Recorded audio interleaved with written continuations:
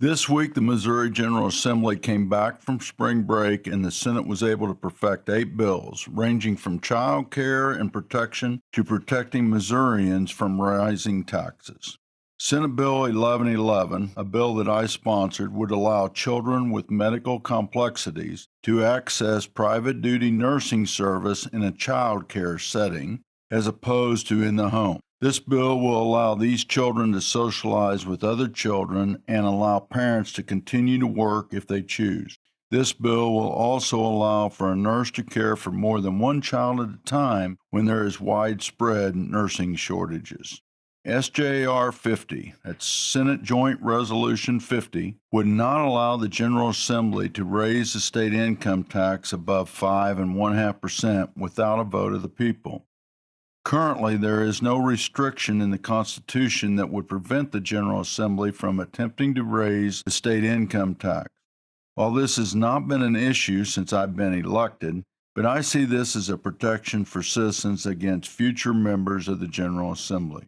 Senate Bill 835. This bill adjusts financial transaction regulations, increasing the state's treasurer's linked deposit investment threshold and modifying allocation percentages for different borrowers. It prohibits public entities from using environmental, social, and governance scores, sometimes referred to ESG, in procurement decisions, and from accepting central bank digital currency.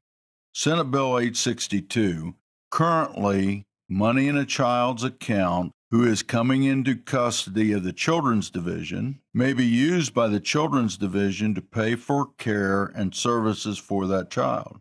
Under this act, such money would be retained by the child.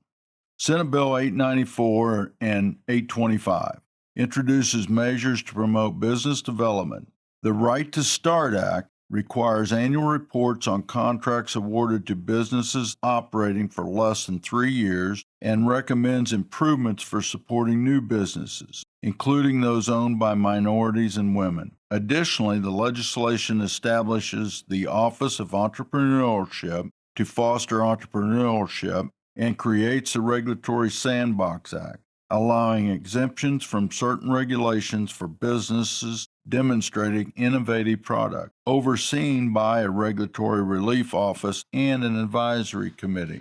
House Bill 1495. This bill wasn't perfected by the Senate, but was voted out of the Senate Committee on Veterans, Military Affairs, and Pensions.